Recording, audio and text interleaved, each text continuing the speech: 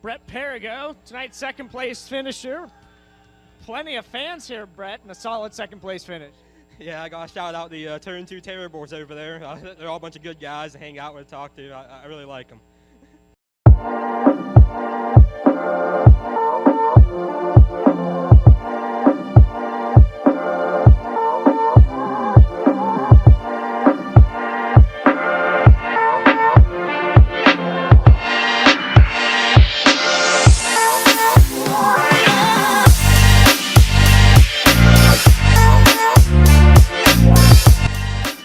How are you doing tonight, man?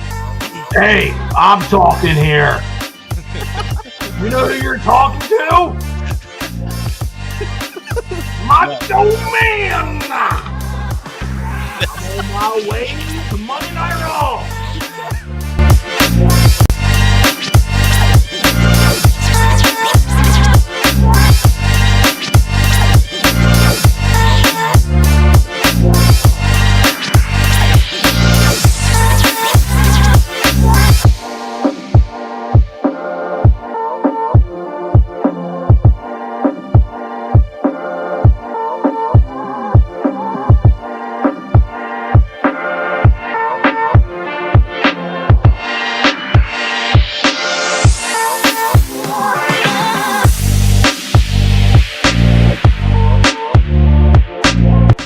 How I want to answer the second one.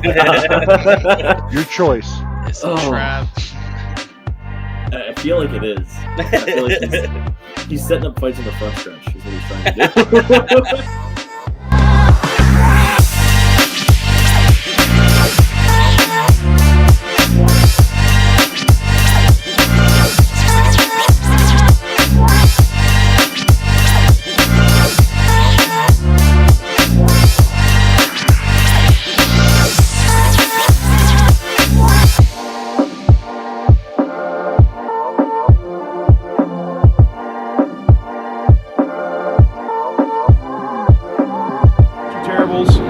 Speedway. We've got Devin Borden with us. At Keen Motorsports Shop here with Kyle Keen. Sitting here with Sean Keen. We're going to talk a little bit about racing history. Yep.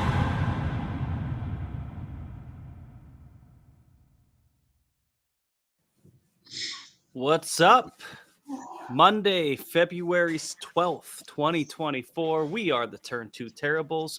Thanks, everyone, for tuning in. If you're listening the next day, thank you for checking us out. We got a great show tonight, like always, but we're hyped for this one. We're bringing back a previous guest, one of our good friends, Kyle Keen. Excited to talk to him about what he's got going on.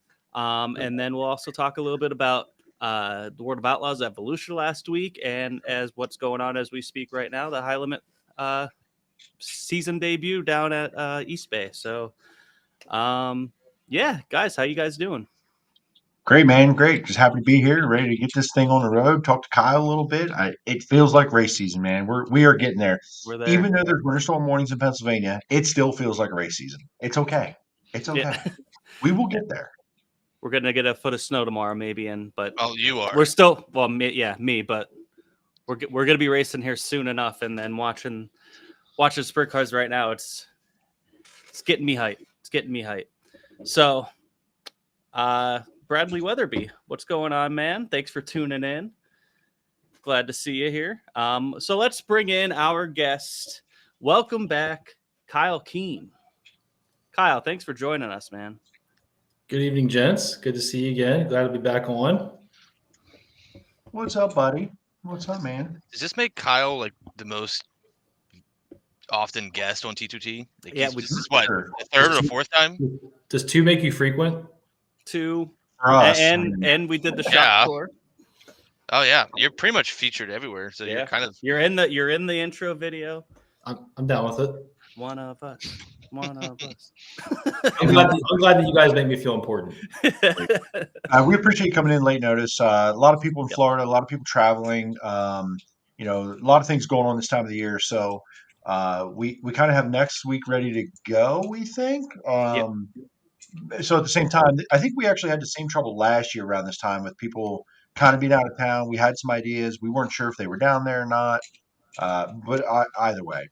So I got the Racing Extravaganza live 2 weeks ago, almost 2 weeks ago now, or last week. Yeah, right. Yeah, 100%. Love you, Ant. Got to sit and watch your interview with Dave Hare on that roundtable up front there, and there was a lot of cool topics you brought up, and that Dave got to ask you, and probably more time would have talked a little more. So, your racing journey again, that Keen name carries some weight in Central Pennsylvania. And listen, I'm sure you're tired of hearing it, but at the same time, it's pretty cool, right? You want to make a name for yourself. You're out there now. You're racing. But I believe that carries some like familiarity. People go, Keen, wonder if that's the same guy, right? So, and then you bring out the schemes that kind of are relatable to that. What I think a lot of people don't realize is that you didn't race anything until you jumped in a 305 your Correct. entire life. Yeah, absolutely. Nothing. So, and you and I have talked a lot about this, obviously off the podcast, and we're pretty close. But I know that you set pretty high expectations for yourself. Everyone should. If you're a competitor in anything, you want to do that. How do you balance that okay, I've never raced anything until 305, feeling like you've now been racing 4, 5, 6 years, but at the same time, some kids are 11 by the time they do that. Okay. You're a grown ass adult with responsibilities in life and jobs and money comes into play and you're doing sponsors and all that. How do you balance that? I want to go out there and win every time I put a helmet on with here's where I am in my career behind the wheel. How do you balance that in your own head? It's hard, right? Because like going back to the Dave Hare thing, like you talked about, like when we were up there and JJ Loss is like, hey, I'm 18 years old and I've been racing or 16 years old, whatever it was. He was like, I've been racing for 11 years. I'm like, really? You know what I mean? Like here I am, like, I'm 29 years old and I've been racing for 4 years, going into my 5th year. And it's been sporadic as far as the amount of racing I've done. So like, I always have like super high expectations of myself, no matter what I get myself into, whether it's racing, career, previously it was athletics. I expect the best, and I set myself an extremely high bar. And it's hard to live with myself sometimes because like, Jeremy, I've talked about this. Like, I want to be here, right? Like, you see guys like that we were sitting at the round table with, like Kyle Reinhardt. He's been through the ringer as far as like 410 sprint car racing is concerned. He's been in it a long time. He's got a lot of races under his belt. And he's finally starting to get himself over the hill where he's a consistent top 5 guy, right? And like, I want to be there. Like, I expect myself to be there, but we all know that takes time. I know it takes time. Like my team knows it takes time, but when you're in the moment, it's hard for you to like say, hey, like you need to settle down. No, you need laps, and like this thing will come. It just, everybody's different. Like, some guys take 10 years to mature at the 410 level. Some guys take 3 years. It's totally dependent on the person and the amount of experience that they have. And not even, and like you could race go-karts and come through the 305s, 358s and get into 410s and have all the experience in the world, and it still takes time. So like, knowing that, it's still hard for me to not want to win every race because that's what I expect to do when I show up. But I don't spend the money and commit all this time to not want to win every week. But that's just who I am as a person. Well, and I think it's competition. At the end of the day, it's competition, and you're only as hard. You're going to be harder on yourself than anybody else will be harder on you. For like, if I'm looking at it from the outside in as expectations for me, I don't expect Kyle Keen to go win every race he jumps in. You should, and because if you didn't, you shouldn't be racing. Right. But also knowing like, hey, you're at some of the top levels of the sport around here in 305s and 358s. The fields don't get any easier, and you started in one of the most competitive fields, right? And it doesn't get easier as you go with the mixed level of experience and youth and, whatever the case may be. So speaking of time, what has your off season been like? Because, like I said, I know obviously we're close, and I know you kind of started a new gig at work and you put a lot of time and effort into that. How has it been managing it this off season with some of the things you have going in the car, which we're going to get to here in a minute, as far as your plans this year? How have you been able to balance that this winter? Did you just sort of disappear and take a break for a while and let some things in the background happen? Or were you in the shop? How did that work this winter? It's been, it's been interesting. Like, I know it's been a little quiet, and like, you and I have talked about this at the Racing Extravaganza, like how quiet I've been.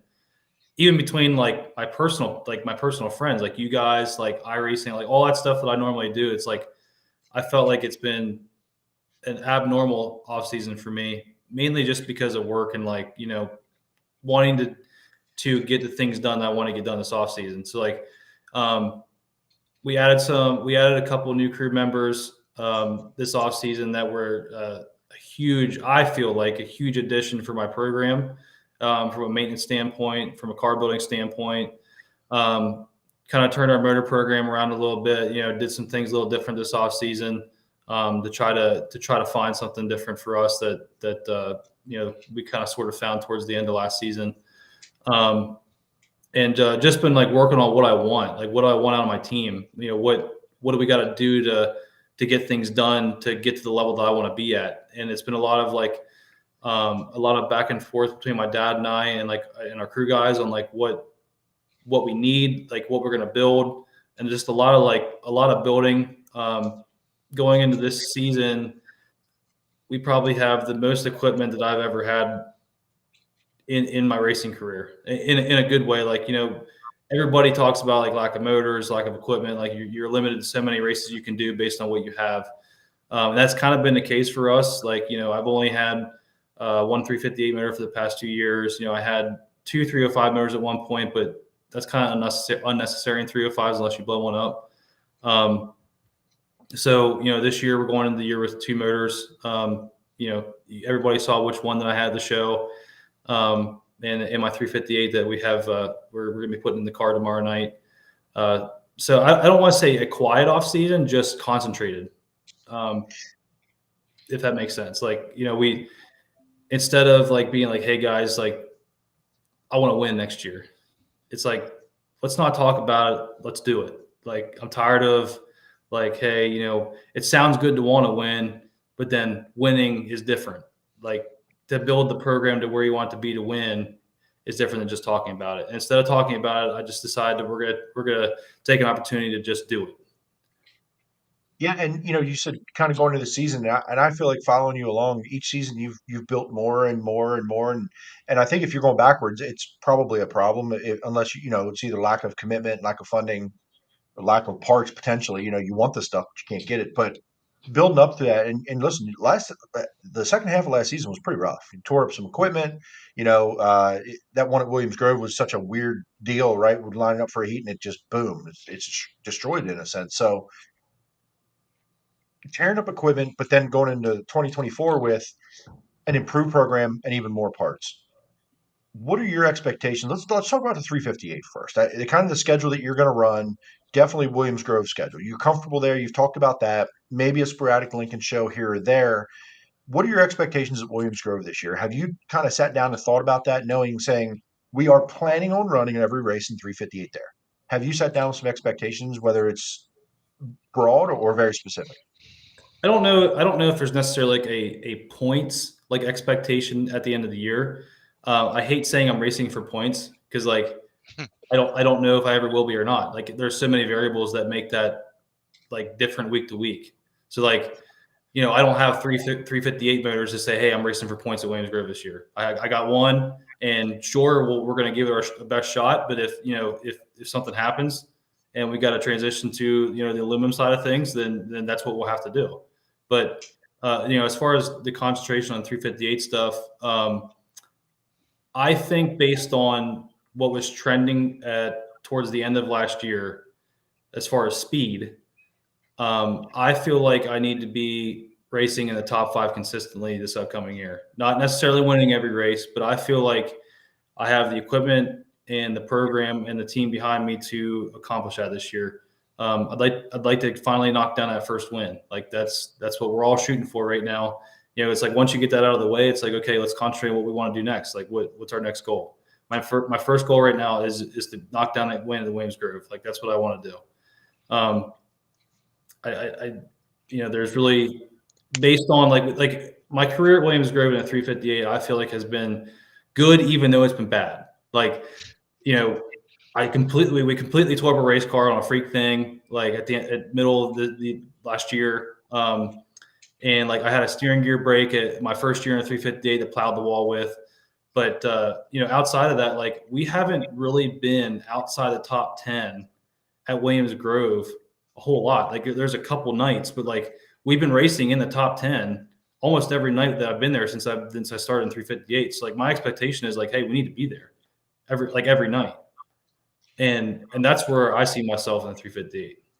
Yeah, I agree. I think you've had the speed, right? I think it's been a little more consistent at Williams Grove, even if you end up having, some bigger incidents type stuff happen. I think you've shown to me, which sounds crazy with the motor program you're talking about and the motor it takes on at Williams Grove.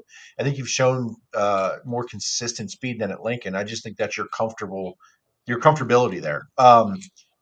Another thing before we move on to the next thing in my mind was in the off season, there was something else that you made a drastic change and improvement in the off season. Let's talk about your trailer a little bit, because the first year you got this trailer, I believe it was this one. I was at the shop and doing a little bit of interior work, and you guys really rebuilt the interior of this thing.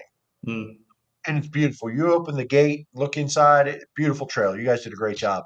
But when you close that up and it's rolling down the road, Jimmy, do you have the before and after? So if anybody saw Kyle Keen rolling through Williams Grove, Port Royal, Steelens Grove, wherever he raced Lincoln the last couple of years, this is what you saw. So he got this trailer from Ashley. There it is. I don't even know who that is at this point. This is what was rolling up and down the road.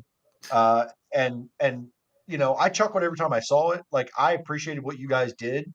Like, you got this on a budget. The stuff inside is way more important than the stuff outside. But let's show the after. This is what will be rolling into the racetrack this year. Look at that thing, man. It's like a brand new trailer. Beautiful, beautiful. So tell me how the hell you got to wrap off of that thing. Like, were you there, or did you drop it off and have someone done?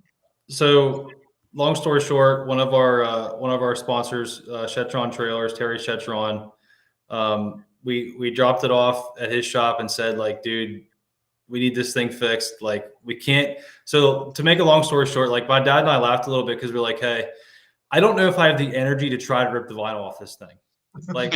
Like, it was the stuff was on there since 2003, and like it didn't matter what kind of acid or like any kind of material, anything you put on that thing, it just didn't want to come off. And if it did, it was like super slow. Like, it was going to take like a month of Sundays to get it done.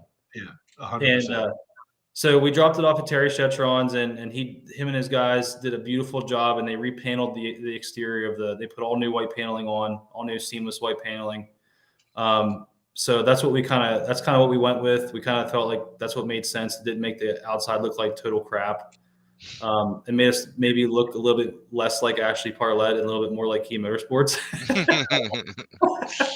So that was a big thing, that my dad did this year. Like, he owns a trailer, and when Terry said he'd help us out with the trailer, it's kind of like a no-brainer. Like, dude, we just got to get it done. Like, if we want to look professional, we just got to do it. So the other thing, go ahead, I just still go back to when we were at the shop. The best idea Sean had was putting Kyle's face on the trailer, and that should still happen. That should be take Ashley's face off. I wish I had the beam picture. That would be epic. Great. That would be epic. Key Motorsports is just you smiling on the back door. My next question would have been, yeah, was I the first transgender driver on the side of a trailer? Had to be. Just throwing it out there. Just putting it out there. Gets to compete in the powder puff race at Bath. So the other big thing, and we kind of led in with the picture of the car. Jimmy, if you can put the picture of the car up. I want to talk about the scheme a little bit this year. It's very much the same as last year. The big change is that number. I didn't know. You showed me a picture of this. I wasn't sure about it. We can't wait to see it at night. I love the white outline. But when I saw it in person, man, does it pop. Where did that idea come from? Was that your idea? Did you kind of get together with your designer on that, or where did the number change come from? So this became a very unpopular executive decision on my part within our team, mainly my dad. He did not like the black number, and I liked it. I shot you a picture, Jeremy, of what it looked like, and you're kind of on board with it. The same thing, like I talked about, like, hey, like, what's it going to look like at night? I hated taking my grandfather out of the number because, like, that's kind of what was part of the scheme, right? Like, you know, the remembrance of him. And I felt like we did do that last year. Like, I felt like I accomplished what I set out to do. So I felt like it was time to, like, maybe take a step forward and move on and create my own chapter. Not without forgetting what my grandpa set as far as, like, what our team is.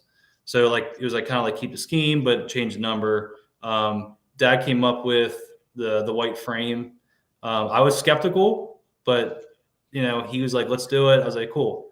So I think between the number and the white frame, it really made that car pop more than I thought it would. And, you know, there you go. Like, I was not that number didn't look bad last year, but, like, I felt like it got hard to see. So, hey, Billy. So, sorry, hit the wrong one. It's all good. So that's kind of like I just wanted to change. I'm not saying we're going to run this scheme forever either, but just wanted to mix it up. And I kind of shot some ideas over to Brett Clark at To Be Wrapped, and we kind of came together on the black number and after some back and forth. So pretty excited with the way that turned out. Yeah, I think it looks good. I like the sharpness of it, the black, the red, the white. I think it does go well, and I actually do think it's going to show up pretty well at night. You know, with the white and the red outline, I think it'll do well. So I guess we'll find out soon enough. Sure. Where do you plan to open the season? First, let's talk about the first race. What is your planned first race? The planned first race is with the 358 at the sprint car opener at BAPS. I think that's March 29th, if I remember right. Something around that time frame. That's our first determined race, and then we're kind of just going to take it from there. Got it. Now, the big thing that you talked about in the off season, it's made its way around. So you have a 410 now, and you know it's kind of a weird season, right? Because it's not a weird season. It's weird because I've known you for a long time now. It's going to be different for you. You didn't really dabble in a 358 when you had a 305. You didn't really dabble, whatever. So there's a lot of guys doing this now where they'll have their 358, they would get a 410, good, bad, or whatever, and they just kind of sprinkle in some shows here and there. Is that kind of your plan at this point, and pick and choosing a little bit on 358 off weekends? And like, how do you want to approach the 410 seat time? Honestly, like, we have one 410 motor. We got one 358 motor. So, like, obviously the idea is to maximize seat time. I would like to eventually make a transition into what I feel like I want to do full-time, not, full-time on the weekends moving forward, which is the 410. Like, obviously that's everybody's goal, right? So, like, right now for this year, the goal is going to be seat time. So if knowing that I have a 358 and a 410, we're going to race the guts out of 358 Williams Grove, and then we're going to get, if a rebuild is 18 to 20 races in the 410, we're going to get a rebuild out of the 410. And if we get to July and we're at a rebuild, we're going to get a rebuild and keep racing. Like, that's kind of, we're limited on one motor. That's the issue with the 410. Obviously, we'd like to work on getting a second one at some point, but I don't want to jump in to the deep end too early. I want to make sure that I'm establishing myself in a 358, and it's kind of like counterintuitive because, like, the goal is to get fast in a 410.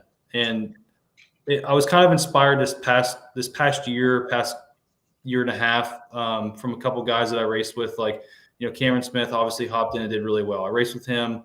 We won at Lincoln a couple of times. Like, him and I raced really well together. Our buddy Brett Strickler, seeing Chris Frank hop in one and do pretty well, especially Clinton County. Kyle Spence, and obviously, like, a lot of these, Cody Hartlob did really well. Obviously it's different for those guys because they've raced a lot longer than me. So who knows, like, where that leads me, but knowing that I can race with those guys in a 358 inspires me to think that I can do what they're doing in a 410 this coming year. Obviously I know there's a learning point, right? Like, it's you're in the premier division of sprint car racing and dirt track racing outside of top tier late models and World of Outlaws. Like you this is it. So like we know walking into this thing what we're getting into. We did it before. We did it in the 80s. We did it with my dad. We did it with my grandpa. We're doing it now. Like we know that there's ass kickings coming consistently for like the next 5 years. But that's where we want to be, right? Like not that we don't want to be in the 358s. The 358s is a great division and ridiculously competitive. But the goal as far as what makes financial sense in this area is 410s. So that's where we want to be. And this year it's just going to be like, hey, let's ease into it a little bit. Let's see what I got. Let's see how I'm feeling. And just kind of go from there. We're not promising we're going to be here every week or here or there every week. It's going to be, hey, this is how I feel. And let's keep working at it. And, I get kind of jealous sometimes. Like, man, I'd love to race 60 races this year. That's the only way I'm going to get faster. It's not possible right now, but we're going to give it a heck of a go for what we got. Did some of the, obviously the shortages with some of the parts for the 358s and all that, and just you said about it making more financial sense. Did that make it more of a decision to do this a little bit earlier than you hoped? Yeah. Oh yeah. Yeah, without a doubt. Like we wanted a second motor. I've been wanting a second motor to go racing with. I didn't know what that was going to be. I think I talked to Jeremy about this my rookie year of 358. Like, we're like, hey, we want to get a second motor, but what makes the most sense in this area? If you don't want to be limited to 2 tracks, what makes the most sense? Well, you can either go 305s or you can go 410s. And I felt like for the cost of what we had in a 358, it made more sense to buy a 410 for close to the same price range and more starting money. So that's kind of what led us to that decision. It wasn't a knock on the 358 division. It was more of just like a financial decision. Like, hey, we can go up to Selinsgrove and start for $750. Mm-hmm. You got to finish second at Lincoln to do that. Right, so is that how your schedule is going to look then? Like you're going to go hopefully with the 410 to places kind of off grid, like Clinton County, I guess would be an example that I would have. Would you go to a place like that on those off weekends where it's the field's not your Danny Dietrichs, your Brent Marks, those guys, it's everyone else? Yeah. No, the goal is to not race any of the big races, like especially right away. Like I want to get comfortable and get seat time and not be a danger to myself or any other guys around me. So we're going to start kind of light, like just do the normal weekly shows at like Williams Grove. I'm not, and you guys know this, I'm not much of a small track guy. I can't seem to figure out the small truck stuff at the moment. I don't know what it is. I'm not a chop it at the wheel kind of guy. And you kind of need to be to race at those racetracks. I'm just not there yet. Not saying, we're going to keep trying. That's the only way you're going to get better is just keep racing it. But, I think we're going to concentrate on the places I'm comfortable with for now until I get adjusted to the speed, adjust the way the car reacts to the air. That's a lot of big things that guys have told me. Buddies have told me from the 350 or going from 350 to 410 is just the way the air affects the car. And apparently they drive easier than 358. So we'll see what happens. I think it's a kind of a transition year because it feels like a lot of the top 410 drivers, and we talked about this a little bit with Troy in the first episode, where it's kind of like you kind of have a group of the PA Posse 410 guys kind of going out a little more nationally. It's kind of leaving a little bit of room, and you kind of have this new regime kind of coming in, like yourself, Cody, Chris Frank, Brett Strickler, that kind of like a group. Do you think that gives you a little bit more confidence since you're going to have more people that you raced against before? I know you kind of already said that, but that'll make this transition a little bit more easier. I think now's the time to do it. Honestly, I know like there's some stuff been said like, Jeremy Elliott has mentioned that before. Like, if you're gonna do anything 410 related, now's the time because the big boys are out playing with like the high limit and the new things. So I think that opens some doors locally, and I agree. I do think that if you're going to make the jump, this year or the next coming couple years is probably the best time to do it. Some of the big guys are going to be away, and it's going to give you an opportunity to get laps, which is, as everybody knows, is super important in that division. So, yeah, I agree. I think now's a good time. Whether we're ready for it or not, we're just going to make ourselves ready. It feels a little bit like changing of the guard happening right now in 410 ranks. There was a wave. If we kind of look at the last wave when like Fred was retiring and Keith Kaufman and some of those guys, there was a group of veterans, right? There was a group of them, and it was a scattering over 4 or 5 years. They kind of did their retirement thing, kind of went off on their own, or went off into the mist and started helping their kids or whatever the case may be. It feels like right now, other than Lance Deweese, of top tier winning veteran guys. Like it's Lance and it's Danny. Mm-hmm. Like Right. it's weird calling Danny the old guy in the division, but how many other guys are Logan Wagner? He's not even old, but like been around winning. Otherwise they're traveling. Anthony's going to travel. Yeah.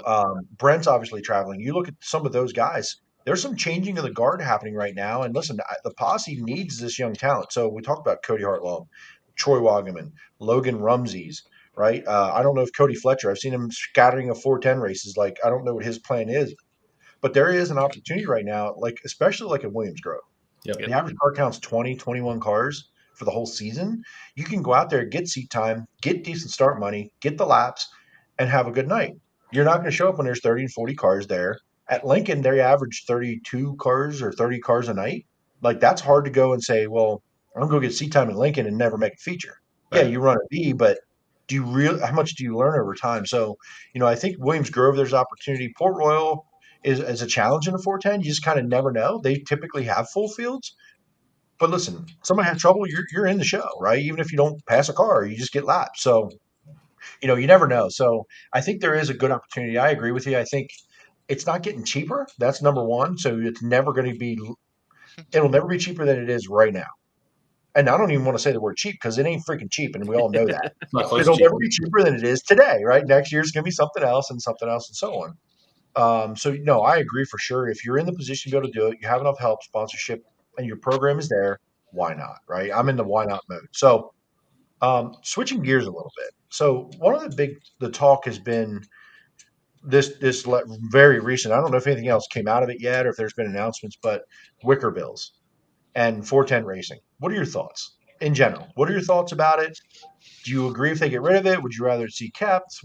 Give me some feedback. What do you think? I'm mixed on that. Like I can't give a 410 driver's perspective opinion on what that does to the race car. I was actually just talking to Billy Dietrich about this the other day. I was down there at RUPW, and I don't know. I don't know if a Wicker Bill change is enough to make the racing better. I think it is the most economical way to try to change it because, I mean, top wings come standard with a 1-inch Wicker Bill. That's how you buy them. So I guess it's kind of be like a wait and see thing. Like obviously they're trying to unhook the cars with the tires. Like the tires are getting a little bit different. They're trying to unhook the cars with the top wing. I don't know if I'm totally bought in yet. I think it's going to take more of a drastic change than just a piece of aluminum. So I'm kind of at a wait and see. Well, do you think that the combination of the tire coming in, when everybody's kind of talked about on a non-heavy track, the slicked off a little bit track, it is more unhooked, the stiffer right rear, the softer left rear, sidewall wise. But do you think it's another step in a small evolution to get there with multiple things happening? Or like, I think on its own, I agree with you. I don't know if it solves what they're trying to do, but this, to me, it hasn't really been a huge talk of like, we got to unhook these cars. Right. Why do you think this is happening now? Like you hear in NASCAR, okay, so NASCAR level, everybody, if you watch any NASCAR, it's air, air, air. How do we get the air to the car behind? How do we get better racing? NASCAR just said, we'll just take all the power away and there'll be pack racing everywhere. Well, that sucks. It's garbage. It's garbage quality content. It ain't racing. In a 410 world, I didn't hear this big chatter from the powers that be about unhooking these cars. Where does this come from? Like, where do you think it's come from? I think it's a competition thing. Like, I don't know if it's coming from the teams. I don't know where it's coming. Like, I don't know if it's coming from the tracks. There's been fan complaints. I'm not sure. Like, obviously, drivers aren't huge fans of unhooking the cars. I mean, it makes us not feel good. Like, and what we do all night is try to make ourselves feel good. So, like, I don't know. It's a good question. Like, I'm not sure where that stems from. I think it's a good idea because it brings the driver back into the picture. Like the old tire, like I noticed a big difference, like on the exit of the corner between the old tire and the new tire. Like the old tire was a lot more hooked up. That I think makes a difference. There needs to be, I don't know what more needs to be done, but like I think they are trending in the right direction. Like I'm not a performance engineer, but there obviously can be done to help the racing. It's hard. Like it's hard in PA because you're not racing on small tracks like they're racing on East Bay tonight.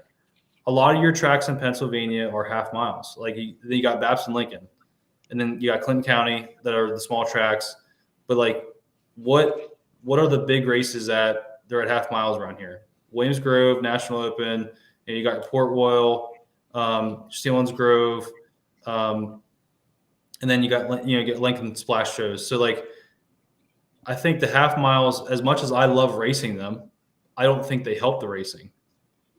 That's part of it, in my opinion. Yeah. And I hate to say that because I'm a half mile guy. I love the speed. I love having more track available to me than not enough. Because if there's guys that I don't feel comfortable racing around, I know I got room to get around them. That's the way I see it as far as sizes. Another topic that's come up recently, people just in passing and talking, people have said to me about having tire options, whether it's another manufacturer option or compound. What are your thoughts on that? I'm mixed because, we talk about how, and this is going to be an unpopular comment, but I don't really care. We're here for it. We talk about how competition is going to bring better price competition in racing, right? Like tire competition. I disagree. And here's why. Because let's say you have 3 different manufacturing brands and they all make different compounds. So you go to an outlaw race and there's some fast guys on an American Racer. There's some guys that are fast on a Hoosier. There's some guys that are fast on, Goodyear. I know they're not coming back in, but, just saying. Well, now you're buying Goodyears. Now you're buying Hoosiers. And now you're buying American Racer to try to figure out. So now all of a sudden you got all these tires and all these different tire brands and I'm not saying that having one company make all your tires is the answer. That's a tough thing because you're kind of like, okay, price versus performance. Like, obviously we all agree that we're paying too much money for a terrible tire. We all can agree on that. We all do it every weekend, but I think you have to be careful what you wish for when it comes to that thing, because now the big teams versus the small teams is going to be larger. Now you're going to have big teams that have 15 rims with Hoosiers on them, 15 rims with Goodyears on them, and 15 rims with American Racers on them. Where does that leave the little guys that can't afford to buy all those different tires at different compounds and play around? I agree 1,000%. That was the argument I made. Like, that's not going to help anyone spend less money because if anyone finds a competitive advantage, doesn't matter what the price is. If the competitive advantage costs $20 more a tire, what are you going to go buy? You're not saving $20 to have a competitive disadvantage. So it doesn't really matter how many compounds or how many brands you have. It'll be the one that performs the best. Yep. And I have a hard time believing that you're going to get a tire that's equal enough that someone can perform both on the same, on a Goodyear, a Hoosier, and an American Racer are equal, and the prices are the same. You just get to pick your favorite. That's not how it's going to work. The tire companies aren't going to let that happen because their job is to sell tires. Just like we saw the NASCAR tire war. So their job is, hey, our tire is better and we're faster. At what Yeah. cost, though? At what cost I think is the it? overall pie in the sky idea is that they're going to compete, which is going to drive cost on the tire down. But It's- like you said, it's that's not- you're kind of opening a can of worms with Right. Because performance. teams So- are Because their own if worst someone, enemy. someone feels like they have a competitive advantage, they're going to charge their price more, and everyone's Mhm. going to go buy them. That's Mhm. what teams do. They can You see it with the shock stuff, like Penske's, whatever factory cane. Once one starts winning, everyone's buying them, no matter what the hell the cost is. Yeah, I mean, think about it. Like, think about what we're talking about. Okay, you talk about price competition is good for tires. Price competition hasn't been good for engine builds. No, Engines are still 60,000 plus if you want a new one. Shocks are still $3,500 a set for a good set. You know, price competition hasn't driven those prices down. Yeah. Honestly, it may has raised the driven them bar. up. It may have raised the bar. it creates actually an entry for parts manufacturers to come in and provide a good product and just charge a premium for it. Right. If you can create it, you're going to make it because guys will spend it because they feel they have a competitive advantage. That's the problem in racing. We are our own worst enemies. And that's why sanctioning bodies and above think they're smarter than everyone and they're trying to save everybody a buck. It doesn't fucking matter because you're all going to spend it if you can spend it. If you can't spend it, you're not going to spend it and you're going to be okay with that. Period. There's not many guys in that world who have spent less and won more. Right.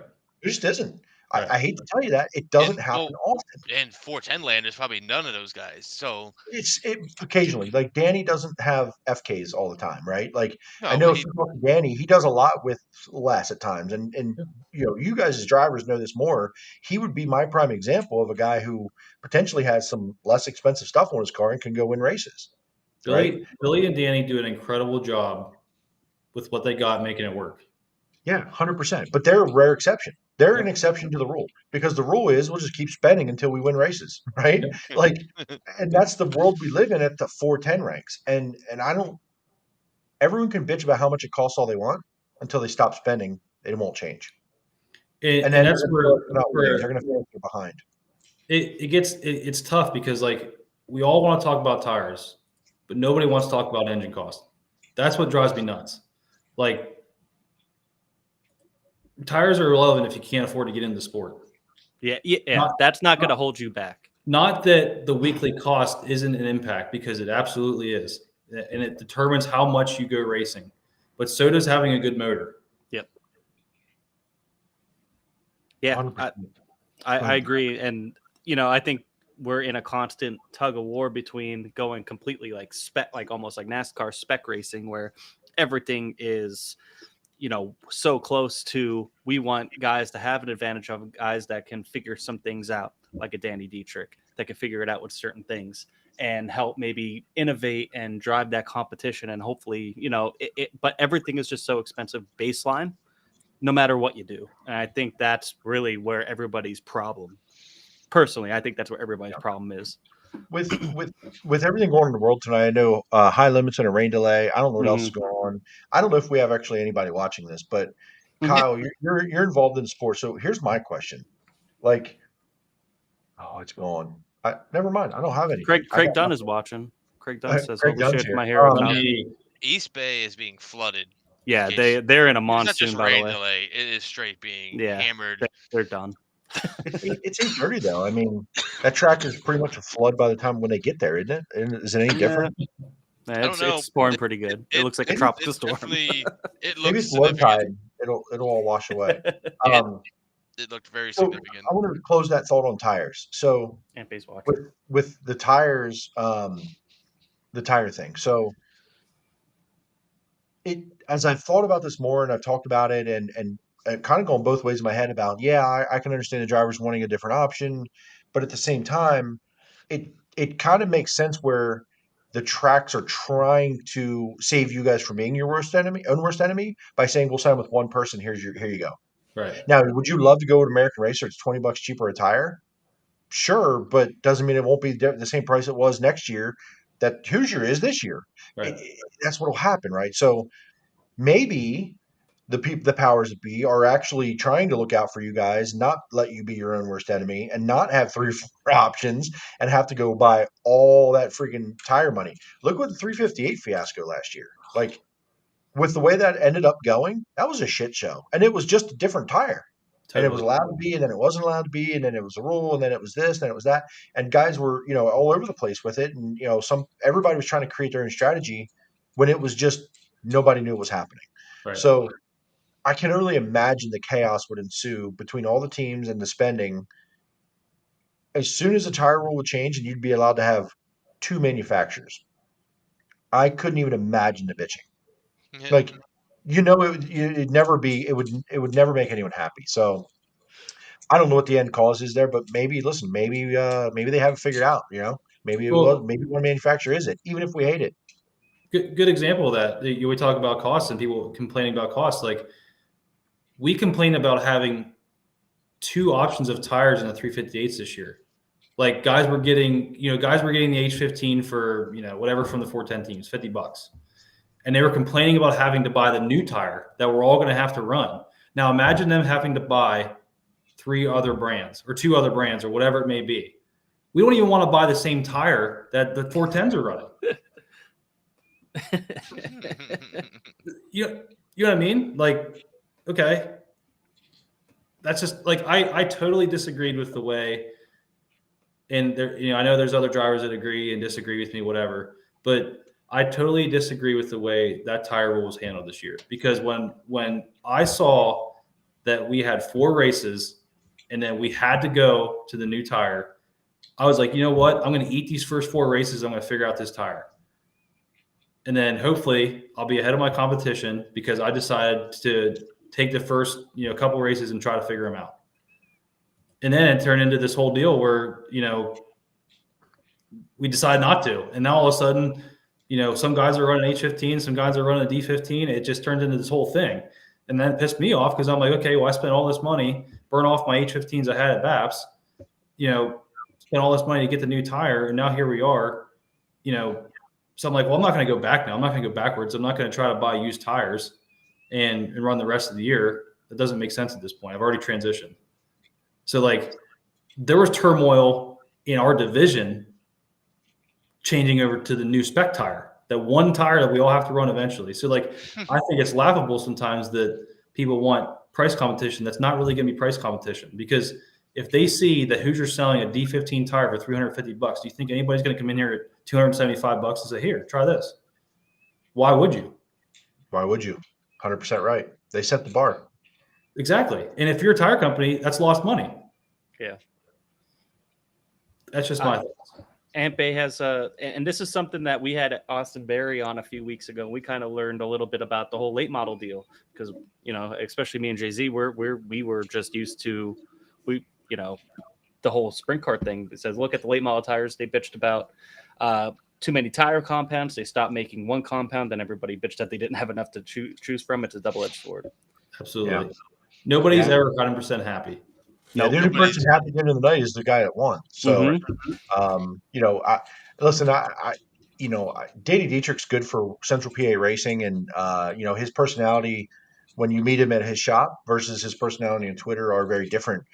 And I give Danny fans a hard time, and I give Danny a hard time at times with what he says and does. But, like, at the end of the day, he gets it, and he's smart, right? So, and he's usually right.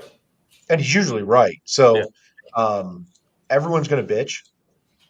And he's that guy that goes, if he wins a race, it was the best thing ever. Everything was great. Track prep was great. Car was great. Tire was great. Track was great. The fans were great. The checker flag waving was great, digital or not. But when he doesn't win, it's like lap cars, track prep, weather, this, that, the other thing. That's what we do as racers. If you didn't win, the only happy person in the field is the winner. Right. Everybody else is finding a reason why they didn't win other than themselves, right? So, because it's egos. Can't imagine there's any egos in racing, right? None. There's none of that. None of that going on. Not even a little bit. Still pouring at East Bay, by the way. Yeah. It's 20 minutes later.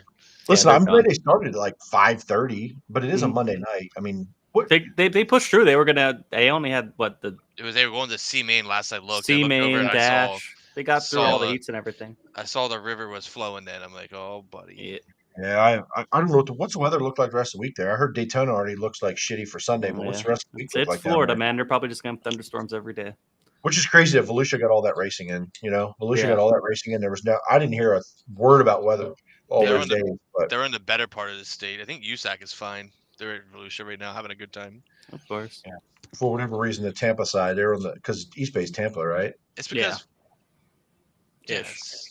Oh, speaking of East Bay and Sean Keen here, Aunt Bay. Hey, I got a text message earlier from Sean Keen at East Bay. They're living it up in the sun. I wonder how he's liking that rain. Sean Keen loves himself some Jeremy Harfest. I'm just saying. He texts me all the time. He texts me the trailer pictures before you did. Listen. I'm like, hey Jeremy, like, what do you think of this? He's like, oh yeah, saw it 3 days ago. I'm like, oh, okay, sure. Thanks, Dad. All the time, dude. He texts me a picture of the motor, and then you text me a picture of the motor. Or no, you actually sent me a picture of the motor first, and then he sent it maybe an hour later. He sent me the same. He sent the same thing. Cracked me up, dude. I love Sean. I do. And every time I see him, man, he cracks me up. I'm glad. How long have they been in Florida? They just get down there, or what are they doing? They were supposed to leave Wednesday, and they decided that they were going to spend 2 more days down there. So they'll be down there for like 12 or 13 days now. Nice, But- good for them. Nice. Yeah, but he's just FYI, he's just sucking up to mom. That way, when race season comes around, he doesn't hear this in his ear. I already took you to Florida, honey. It's all good.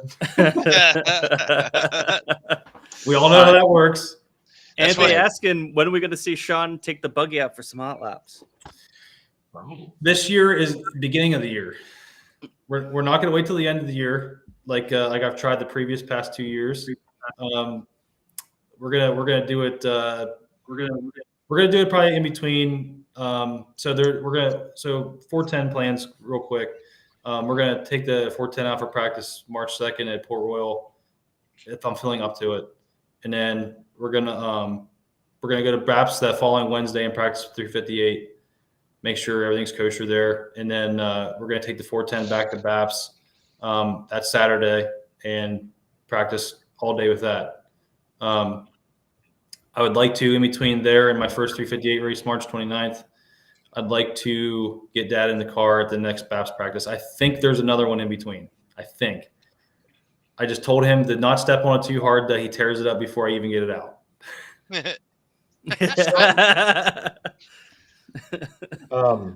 It's questionable. It's been literally 20 years, 21 years this year since he's been in a sprint car. So I don't know what to think. Man, that's I would crazy. detune the shit out of that thing before you get out there. So you have 2 cars. You got one car for 358. You have one car for 410. You're not gonna have to do swapping and in and out, right? Right. So if let's say you get hypothetical. Let's have a little fun here. Hypothetically, you get June, July. We get to August. We have a 410 358 show, 410 360 show at Williams Grove. Double duty. Let's say the season goes great. You're having a great year. You're feeling good. He's already won 6 races. And, Yeah.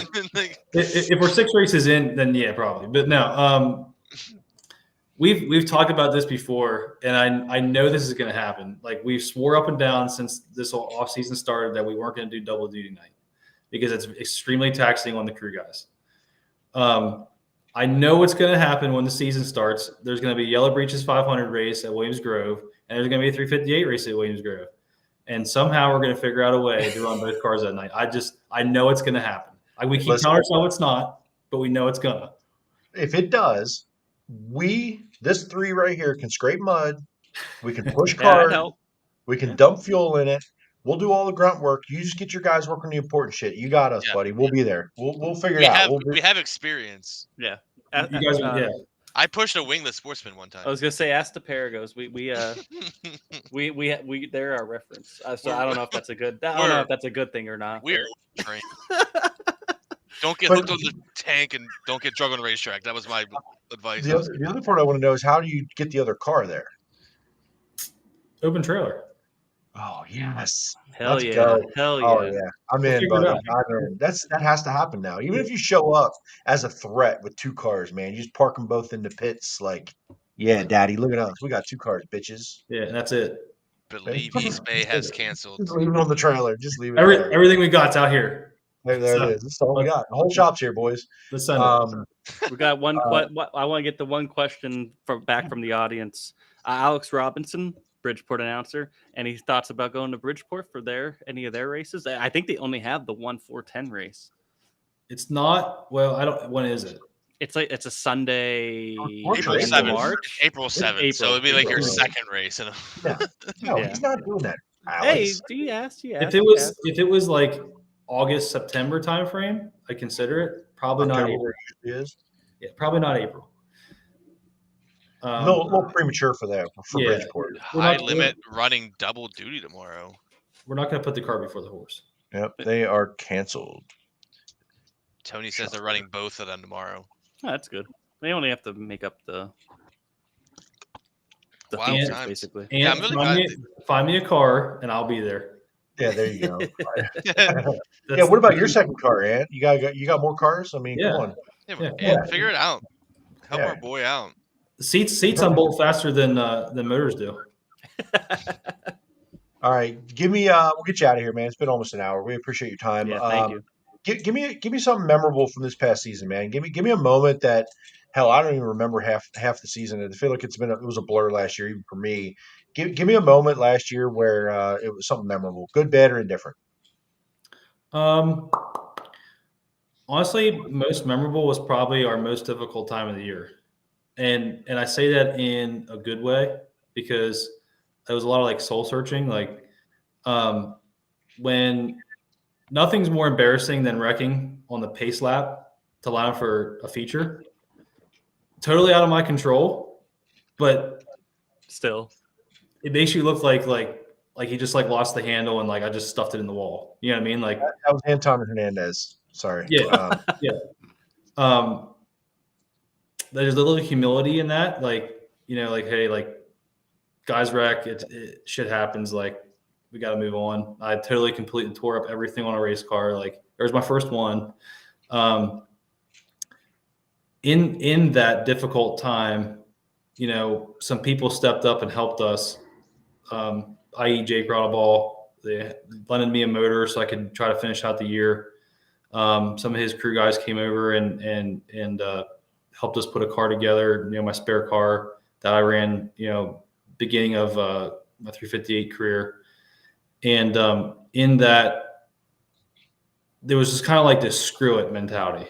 Like, we threw everything we had left on that car. And I was like, you know what? If I wreck it, screw it. Then we're done. Like, there's no like, oh, you know, let's just go out and send it. And I feel like in doing that, I learned more those last 4 races that I had somebody else's motor in my car with new guys helping my race team than I did previously the 12 races, 15 races before that. So there was some really good out of some really bad. And obviously things happened. I made a mistake and tore up that car. But you know, my confidence didn't come down after I wrecked the second time.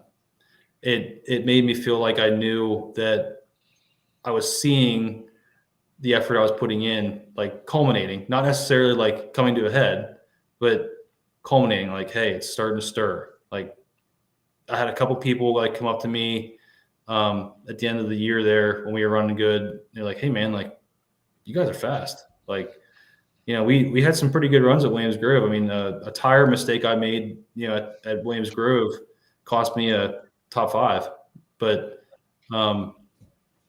that was probably my most memorable, transitioning from completely tearing a car up, like taking a little humility and, you know, asking someone for help. That's difficult for me, you know, reaching out to one of my sponsors and asking for help, building another car and running well out of the gate. I mean, we came out of the gate with that car and we were second quick at Lincoln in hot laps. I mean, like blazing fast. And the only one that beat us was freaking Ant. But and Kyle. And I'd take nothing away from Kyle because he's a hell of a driver. We all know that. We all know he's got great things coming up in this sport. But you know, to turn that around in that short of a time frame and make that leap was pretty special to me because it made us dig deep. And I felt like we showed that our true colors when times got tough. Yeah, I agree. I was standing in 3 and 4 that night when I red flag during like lining up, and I looked over and I'm like, oh no. And I didn't even go back to the pits that night because there was nothing I could have done to make you all feel better, do whatever. I don't think I went across maybe till later or, maybe at all. I don't even know if we talked about it, but you know, watching what happened those next few weeks, just kind of observing, and I was like, they're cut out for this. Like they're not giving up on this. You could have easily just packed it in and sold your shit and said, I'm good. I don't need to do this anymore. Like This there's was those fun. moments, right? When you're low on equipment, the motor, don't have a ton of extras, and it feels like almost like starting over in a way. I mean, you had stuff sitting around, but the big part of it, right? You can't go anywhere if you don't have a motor that runs. So a lot of resiliency there, and racing more. Yeah.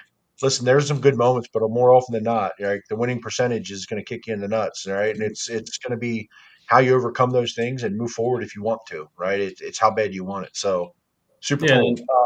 and to give a quick shout out on that whole scenario, like Ant, obviously we've gotten close with the Smith team, between Ant and Kyle and Shane, their owner. They stepped up immediately and said, like, listen, if you can't find a motor, we got one for you. Like, and I was standing there when Ant asked Shane and Shane asked Kyle, and Kyle was like, dude, like, I'm totally cool with it. Let's do it. And that was cool to me. Like, because they didn't have to do that. Ant didn't have to ask Shane, and Kyle didn't have to be okay with it. That's Kyle's backup motor. And, for them to do that for me made me feel good that, like, hey, like, we're all kind of out here for each other, and like we're doing the right things, or we're meeting the right people, we're taking care of each other. Like, if I had a second motor, I'd do the same for them as far as 358. So that's cool. That was cool to me. So special shout out to those guys. Yeah, for sure. Circling back to what I forgot about earlier was a question for the crowd or whoever else. When is the last time that anyone can remember a manufacturer coming into the sport with a competitive product at a cheaper price? Never. Was it Triple X? Triple X might have been the only one that I would just right off the top of my head that came in with a low frame cost. That's all my brain went to was Triple X, and people believed in it. People kind of shit on it, but there's a lot of people still running it. Was there anything like, I don't remember something making a lot of noise and news recent memory that came in with a competitive product that can go in races for less money than the standard. Like, Ant might know this. This is probably higher level than myself, but Triple X was the only thing I could think of. Everything else has been, hey, we're new. This is innovative. Go pay all the money. Yep. That's kind of what I've been feeling. I mean, I'd love to hear any feedback. I mean, there's some sharp people in here. Tony's in here. I don't know if some other Craig's done. He's not sharp. You guys hook up to my charger. I got hooked up to my charger. No, I don't know. Crowd today might be a little light on it, but I'd be curious if anybody has that. Message us, comment. Yeah, there you go. Triple X is still way cheaper than anyone else, right? And I know there's a lot of high-profile teams still running Triple X, right? Yep. There was even a push after Triple X came in. Everybody was going back to Maxim. They're running this, they're running that, going back to Maxim. But at the end of the day, there's still a lot of high-profile teams running Triple X today and winning with it, right? Shark Team, I believe, is still Triple X. Am I right? Yep. I think they won something, $1 million race or something last year in a Triple X. So I think one of those. The 2D Chase runs Triple X. So I'm just curious on that, right? Because I feel like there's a market for that. Can you build a competitive product out there for less money that competes with the best of the business for less, and can you still market share with it, right? I don't know if there's bars, things like that. The titanium stuff seems to be like the wave, but it's just more money. Yeah, that's not necessarily an answer. Like, I would love to see a competitive motor for less money. We can talk about components all day, but motors is what's ridiculous. I mean, do you think that ever changes though with the shortages? No, you'll never come down. In my opinion, you'll never see. In my opinion, you'll never see costs come down. They always go up. Let me ask you this: even if the cost came down for the hard parts, do you think that the builder makes up for the difference to be competitive and make it up for the labor? and their fees? I don't know. That's a tough ask because there's a lot involved in building a motor these days, especially with the tight tolerances that, and not even saying 410s, like 305s, 358s, like there's so much machining involved, or there's so many special parts. Like, I don't know. They're labor intensive. Like obviously parts are expensive, but they're also labor intensive. So I don't know. I don't see it coming down now. Like I just feel like in that world, I don't see it coming down either. By the way, I don't see that that's happening unless you go run a crate series, right? And you're just locked in. That's what it is.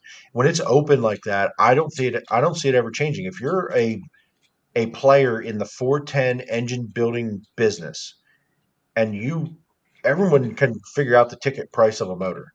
If the hard parts get cheaper, the price still goes up. That money's going to the builder. Yep. Is a builder ever going to give you a break? Right. And so you're the top. They're not giving you a break because they're going to pay the bill, and you're going to go along saying see ya and running your 20 races. So your break nowadays is them not marking up material. But how do you know that's happening? Do you get a breakdown and know? No, you don't. You get a breakdown of whatever each item costs, but you're not getting a breakdown of what it costs for them to get it. Right. You're getting a breakdown itemized of what the price is for you. Right. Right. That's Listen, whatever. That's why they exist. I get that. I worked in that kind of industry that there's markup on all that stuff. But if they got a deal on a part and it was reliable and competitive, do you think you get to save money? No. You're not saving a damn dime. It's going to go in their pocket, right? And I'm not saying they're bad guys. I'm not saying that at all. That's how they run a business to stay afloat. But at the same time, where does it ever end? It's never gonna end until people stop paying it. But there's the competitive part. So that's what scares me about. So we talk about sprint cars making more money, like to start the race, to win the race, et cetera, through the field. What scares me is that there's not enough talk about reducing operating costs. Like eventually someday these motors are going to be so expensive it's not going to matter. You can bring the operating costs down, but if you can't get into the sport, what do we have?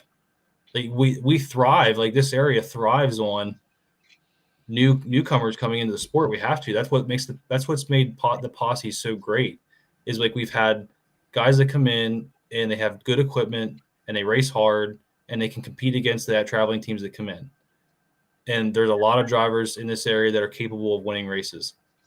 You can't get drivers in seats if you can't afford to do it. Yep.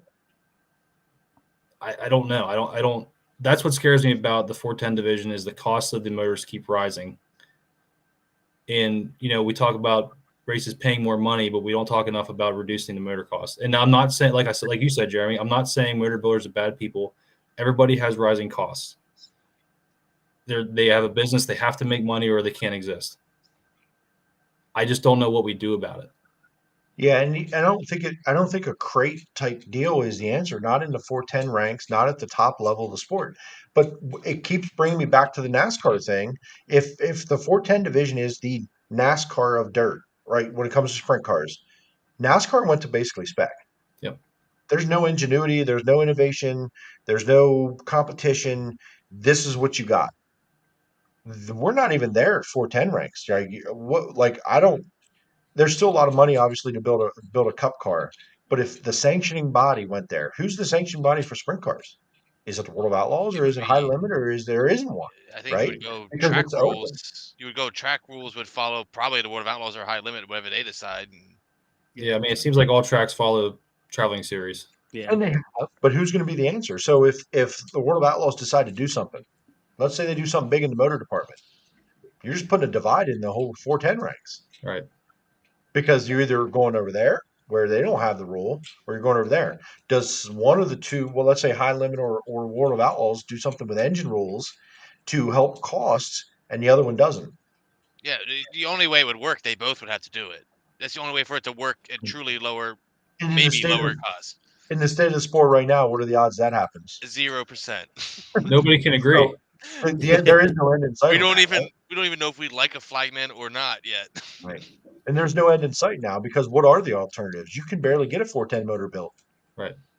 Like with parts, you can't even. But how long is it taking for heads? I heard someone say 16 weeks or something. For or pistons or heads. I don't even know what it is. There's material shortages in the world, not 410 ranks, just in the world to get these parts casted. So, nothing's going to change. It's nothing in the short term. There's not No, a thing nothing. that's changed. Should we touch on the virtual flagman quick? I'm sure you I was guys. going to ask you about that. We're gonna go right there. You give us your thoughts on virtual flagman. And Yeah, where do you see that going in the future, maybe with other tracks? Again, this will be unpopular, and Jeremy knows where I stand on this. It's not a big deal, people. It's not gonna be. I mean, I understand. On board. I understand tradition 150%, and I am there for people when it comes to the tradition aspect of that, because I agree there is a nostalgia to having a flagman, and there is something to be said about when you go to the checkered flag to win the race. You go under the flagman waving the checkered flag. There is something about that that's special. I don't want that to be taken away, but as a driver, I don't pay attention to the flagman enough for it to be worth somebody risking their life to be in that stand. In my opinion, we have radio race receivers in our ears that work pretty decent. Like every once in a while, I can't hear. That's rare, but it's usually like something that comes unplugged or my battery dies, something stupid that I do. But you got lights are all around the track. You got a race receiver, and you got flag guys in the corner still. It's not going to be the end of the world. And honestly, I think as long as the system works, because we all know the scoreboard deal didn't work worth a damn like 3/4 of the time last year. I don't think it's a bad thing. The key is the system has to work. Right. That's well, the key. we're all going to see it. If we get an icebreaker this year, we're all going to get to see it. We're going to get to see it play out. At the end of the day, even if that screen, whatever size, shape, placement that it is, if that fails, there's still humans with flags that you guys see more often than the flagman or the screen. Yep. And the lights around the track. I've never seen at Lincoln Speedway, no matter how much shitty electronics don't work, the wheel and lights around the track work. Yep. They've never I don't remember, right? I don't remember that place going black for a lot of years. I think I went there one time and the whole place went dark. Maybe not. That'd be sketchy. That would be very sketchy. Luckily it was during downtime, whatever. But like, even if that thing stopped working, yeah, you're still going to have flagmen with flags that have always been there. You're going to have the wheel and lights that are red, yellow, green.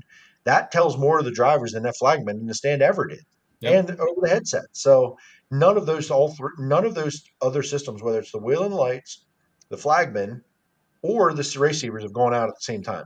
Doesn't happen. Humans still have flags in their hand. Period. So, and the drivers get to see those more. Because most of the time, how many drivers at one time are crossing under the flagman to see the flagman when a red flag comes out? Sometimes none, maybe one, right? They're over the radio, looking at the lights and looking at the flagman in the corners, period. So I agree. It's been overblown. I understand if people are just upset about tradition, but it's overblown. I agree with you completely. Yeah. And like from experience racing at Lincoln, like, honestly, I probably hear the receiver person yelling in my ear before I even see lights. Like, for the most part, I know there's freak occasions where they miss something. I get that. Sure. It happens at every freaking racetrack. Nobody's perfect. But majority of the time, I hear red, red, red, or yellow, yellow, yellow, turn 3 before the lights even come on. And that's a testament to the people in the tower, making sure that we're aware of what's going on the racetrack. Yeah. Having an extra set of eyes up there now is probably going to even be a better thing, in my opinion. So yeah, I agree. As long as, again, it's still humans involved, and it's not going to be perfect, but it wasn't perfect with or without a flagman. It doesn't matter. So it's just one person away from being in danger of anything that could happen. There's guys who have to wear full face helmets up there. But a lot of them wear full face helmets up there. That's stupid. They didn't used to, but they do now, and they have shields up, right? So they don't get dirt. Okay, you can see. It just seems outdated. And I believe, not that Lincoln needs to be a test, because there's been tests around the world already being done. I'll show you he's done it. I think it goes there. That's where it's going to go. And I'm okay. That's okay. It'll be fine. Yeah. Life goes on. What are your thoughts, Chris? Life goes on, man. I don't know. I'm not gonna cry about flagman or not. Like, his purpose is for you guys, not for me. Yeah, that's what I don't understand. Like But some Like, it's people feel like cool. it Like, is. I knew the signals and I knew what it meant, but it wasn't for me. I'm supposed to just watch race cars go fast. Like, the majority of people that are complaining about it don't even directly benefit or not from that. right. At most, I would look over at the flagman and see like the fives to go signal or the two to go if I couldn't see the scoreboard. Yeah. But again, if I couldn't see it, does not affect me watching race cars go vroom. That's all I'm there for. There's not many places in Central PA that you need to see the flagman as a fan. Really, it's only Port Royal we're in turn 2 because we can't see the scoreboard. Right. And you can't even see the flagman at Port Royal. Like if you're sitting in the pit grandstands, you can't even hardly see him. Yeah, if you're sitting in Turn- pit grandstands with the But angle, turn 2, you can see them. But if the pit grandstands, you have the board, right?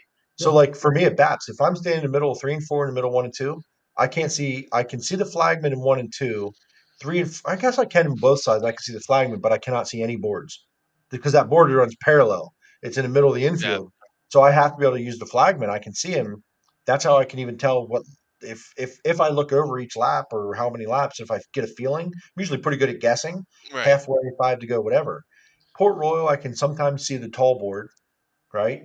Lincoln, depending on where I'm at, but I'm in the minority. If you're a fan and you're just sitting as a fan, you have something of reference. Yeah, you don't need the flag. You just don't. Yeah, I mean, I get it. I'm with you. I don't need it. Like, I'm not gonna.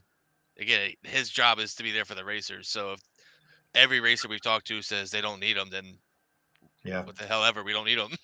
I just hope any racers that have said, "Man, I'm going to miss it because I rely on them." I don't think anyone that we've talked to so far has said that. Right. I hope they put like a virtual like flag guy on the screen, just to be ignorant. Just It would be amazing. That if would they be partnered great. with iRacing somehow, got the iRacing flagger on there. That'd be great. In the I mean, iRacing the track is on iRacing, like getting whatever his name is. What's his name? What's the flagger on iRacing's name? Barney. Yeah, man. Barney, that sounds awful. Let's not do that, actually. Yeah.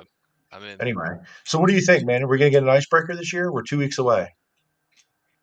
Are we gonna what? We're going to get an icebreaker? Coming from the construction world where I have to watch the weather daily, it's not looking promising.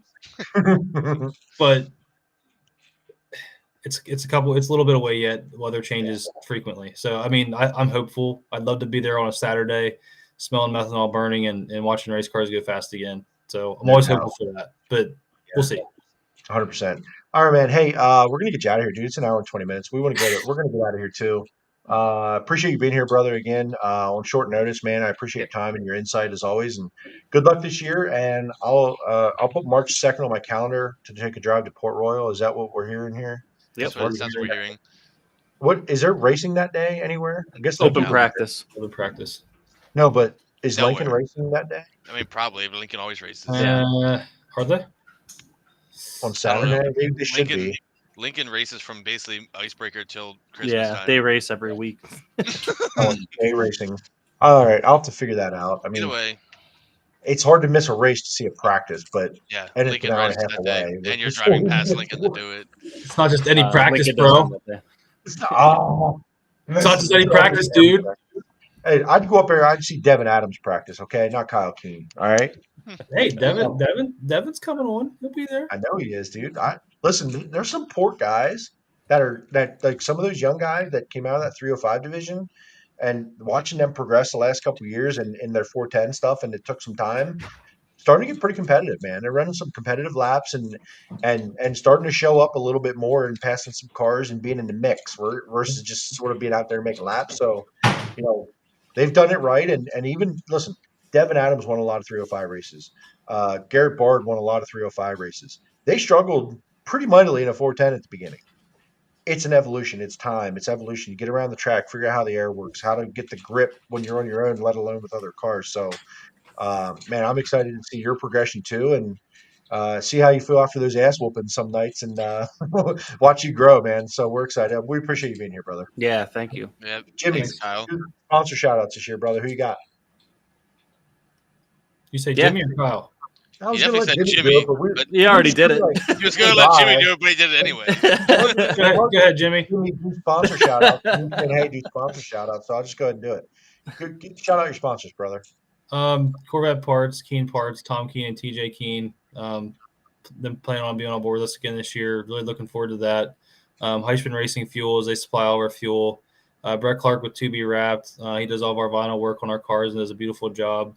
Fine Line Auto Body with Jake helps us out a bunch. Appreciate him and everything he does. Shetron Trailers. Addicted to Dirt with Rich Watts over there. Appreciate what he does for us. And we have a new one coming on. Dustin Lehman. Can't forget Dustin. He's been with me since the start.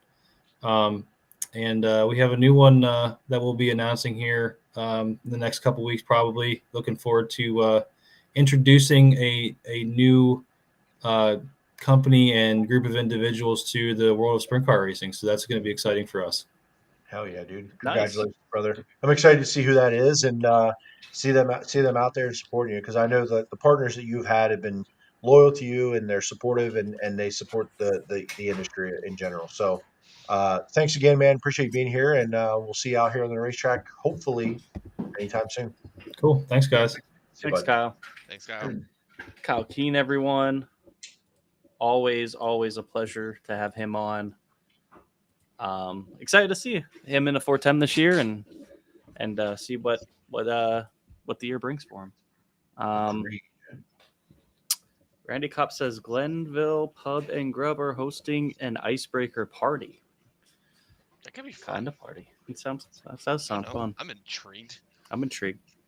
Party. All right, let's just touch base real quick on Volusia this past week.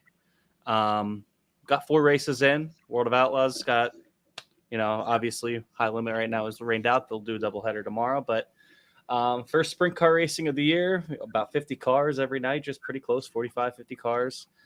First night was Brad Sweet. Let me get the right one up. There it is. Over Tyler Courtney. He led all 25 laps, was pretty dominant. Our PA guys, Macri was top 10 about all week. So was Brent. Brent was right there. And Danny was kind of up and down, but when he was in the feature, he ran well. So that was the first night. Second night was Rico or David Gravel. David Gravel was the second night, right? I have these out of order, so I apologize. David Gravel won. Not really shocking. David Gravel's so good at Volusia. He's really good at the big tracks. Rico second. Justin Peck with a nice podium. Brent Marks in the top 10. Macri in 13th. Danny Dietrich 16th. Then the third night was Tyler Courtney this was probably the best finish of the week. Really good race. Tyler Courtney got him right at the line, bottom, snuck Rico on the bottom there, got him at the line.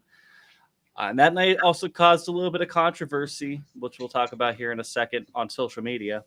And then the final big race, 20,000 I'm pretty sure it's 20,000 to win. I don't think this is right. Yeah, Sheldon Hansfield won with Anthony Macri in second.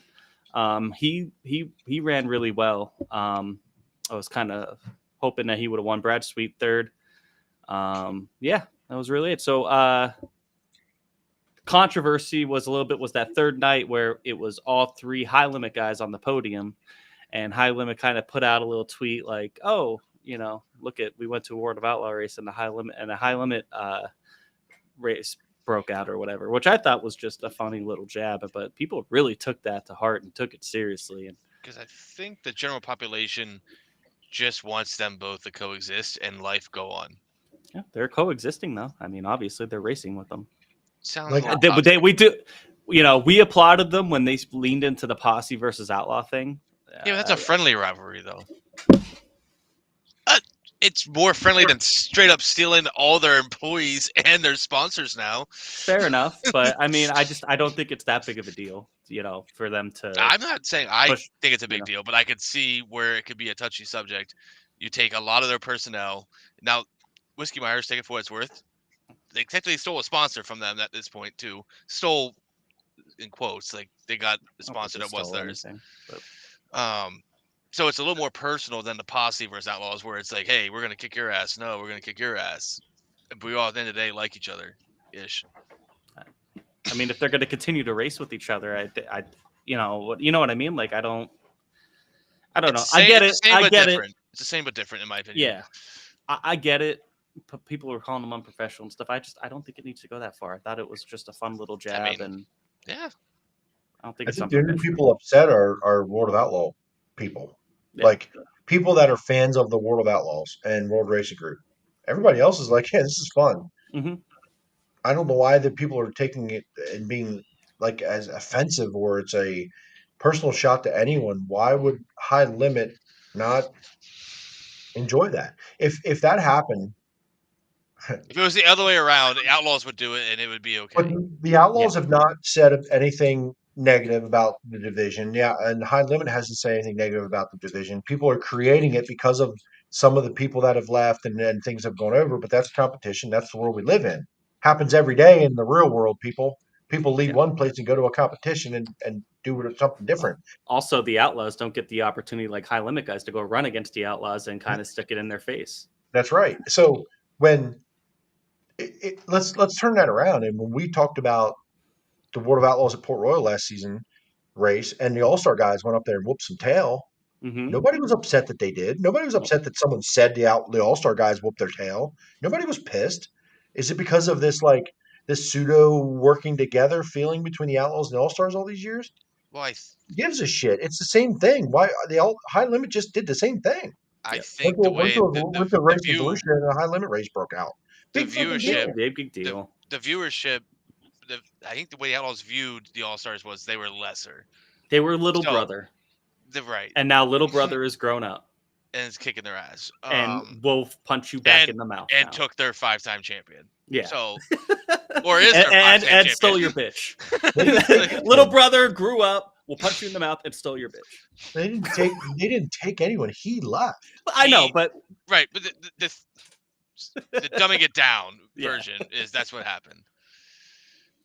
But yeah, I don't know. I think it's interesting. I think Anthony Macri has been solid down there all week. You said top 10 every night. I think that's good for him. That's good for that team. Brent Marks, set quick time twice. Mm-hmm.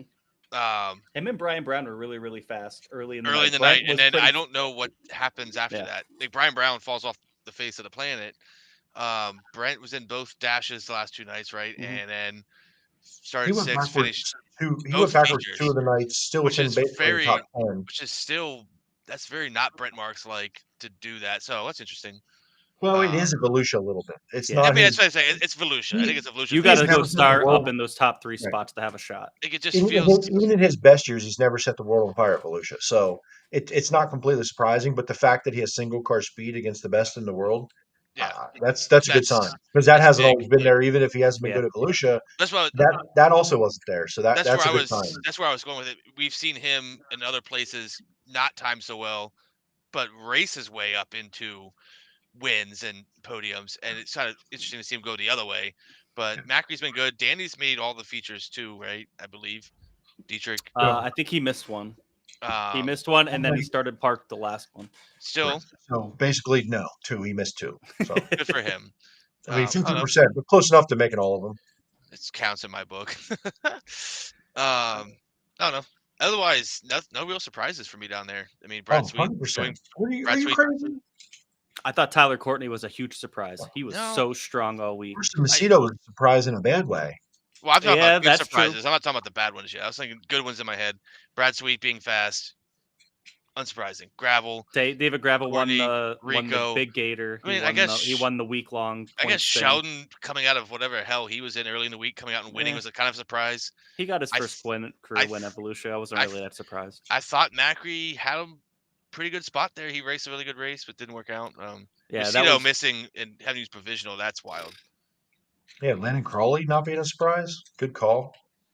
He was a surprise. Yeah. It's the best of 7S's performed over a course of a 3-4 day span in years. Let's be honest, right? And it's Volusia with Landon Crawley. Who saw that coming? Yeah. 0.0% of people, right? Yeah, no, I So didn't see that. good for I them. guess- But he Honestly, also for went. Jason Sides, He you also guys saw went it. down to 14th and 2 laps in the feature, which was kind of expected. But You're right. I But- mean, that's probably the bar people set. But yeah, for him to go out and do what he did early in the nights, no matter Jason Sides, no offense to anybody else who's been in the car, but that hasn't performed like that single car or heat or Right. feature action he's in a 16. long time. He's 16, right? Like that's Yeah, future's bright. so pretty cool. See, I mean, Brock, another tough week, tearing shit up already.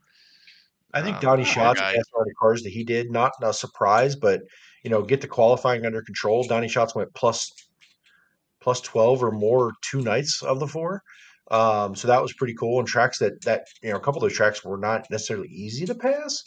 But I think Justin Peck had a pretty good couple nights. He was he showed a lot of speed at Volusia and through the night.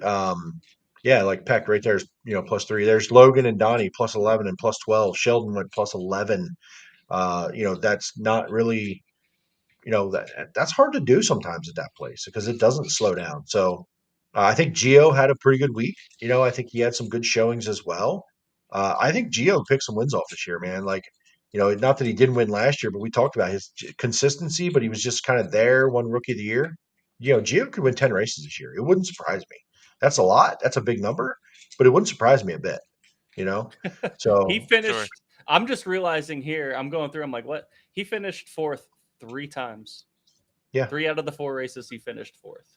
I get Sneaky, with 40 to 50 very car sneaky. fields, quiet, but you put him in a field with the best of the best and there's 28 cars, he can go win races. 50 cars is a lot. Not that I don't know why 28 cars was a number, but he's going to go race the best. Well, but I'm saying with 50 cars, you had a lot of those high limit guys. You had some of the other best in the world, Rico, You had to be and good all night to Brad be up and there. Brent. You had a lot of fast cars. You go to middle of Texas and you have 28 cars and it's just your top 6 or 7. He can win some races this year. It's Right. not going to surprise me at all. I would Yeah. not be surprised at all.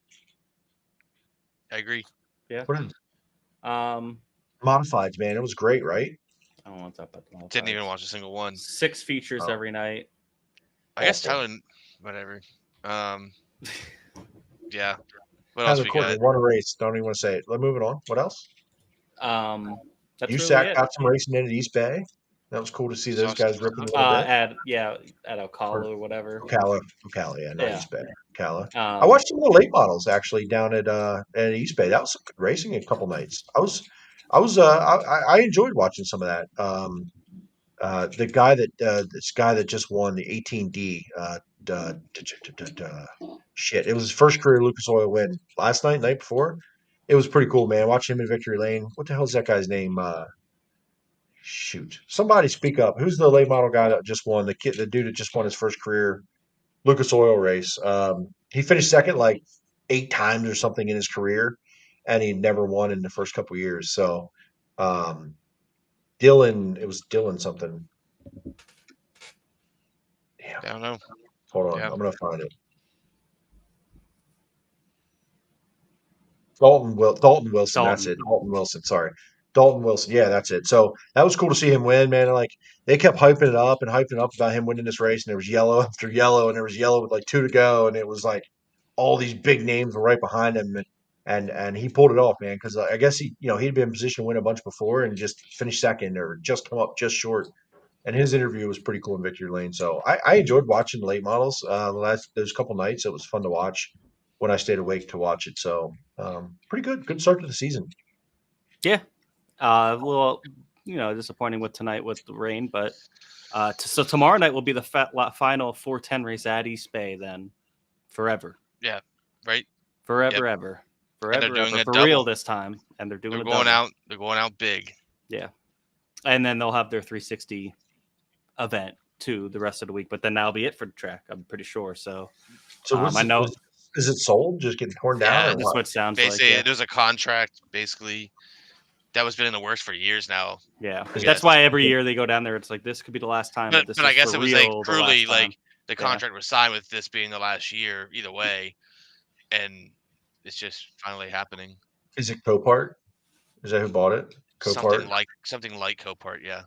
like bought Grandview and then did my Grandview. Hey, you never know, right? Until they set the plows down, the excavators down, you never know. Feel like they are definitely there. So As much as people like love it and talking about the history and talking about blah blah blah blah blah, it just kind of blows my mind that it's happening. You know what I mean? Like I understand some of these places that are just sort of foregone conclusions. They're kind of like, they're not top tier, they're not this, they're not that. They don't hold a special place for everybody nationally. This place is just nationally holds a place in everybody's heart about like being cool and they want to win there and how special it is, and it's just going to be gone. I Like think that's just they're a victim of where they're located. I think just like Auto Club in California, the land's so valuable. It doesn't really matter what your history or what your standing is. You don't have enough of it if you're on that land. So I think we're lucky here that our tracks that are kind of the same way, they're special to us, special nationally. The land value hasn't gotten to enough to Williams Grove's going to sell out and become whatever. But yeah, nobody wants to live here, so it's fine. I I'm good with that. But what else? think that's it. Wednesday, 7 p.m. Blake Brooks, Roland Podcast. Tony Sharp and I back at it again, week 3, buddy. 3 weeks in a row. Excited. That's a young guy too, right? Young guy. Young guy. Excited to learn about what he's got going on and kind of just to learn about him in general. It's the fun thing for me. Tony knows these guys pretty well, but for me, knowing the division, but now putting faces with names and going down through what they're doing and what their goals are, it's gonna be fun. It's gonna be an interesting one for sure. Sweet looking car. We'll do some promos this week, but the car was at Racing Extravaganza. It looked really cool. Yeah, young guy, and he runs with the wing and without. 14 years old is what pretty cool. Source says. So yeah, hell, there might be track he's not even allowed to race at. Check that out on Wednesday. And can we? I kind of let it slip before, but can we talk? Well, we know. We know because Billy and I talked about it last night. What do you mean you know? You and Bill? What are you talking about? We know. We, of course, we know. We're on the damn show. So we know next week we're gonna do it. Next week, the 1 year anniversary, making the return, 1 year anniversary of the Macho Man Billy Dietrich. Excited to have him back. I'm sure he's got some really, really good insight on a lot of the questions we've been asking here. A lot of these other drivers, I'm really excited to hear. And he's been in our comments here and there, giving his insight. But I'm excited to bring him back. He was a real good time last year. He's just a good time all around. And I'm expecting an absolute rodeo next week, and I'm here for it. And who knows what's going to happen this week in the state of sprint car racing that is going to be the topic. So it feels like it's almost weekly at this point. Some new topic to talk about. Justin Fiedler, man, he's got this shit figured out of doing a daily one because there's something that feels like every damn day lately. Even during the off season there was, and continued into beginning of the actual season. So yeah, who knows what'll come out this week or what to talk about. Who knows how East Bay ends here tomorrow, and we'll bring Billy on and come along for the ride because it will be a ride. Yeah, that'll be a fun one. Yep, looking forward to it. So with that, we're gonna get out of here. I guess that's it. Yeah, thanks everyone for tuning in. Thanks Kyle Keen for joining us, especially on such late notice. We're gonna Dave ask about his Lucas Wolf cutout. I did see a picture with him with a Lucas Wolf cutout. We'll definitely ask him. Tune in next week, Billy Dietrich. Put your questions in the chat. It'll be a fun one. And for all of us, we will see you next week. Thanks for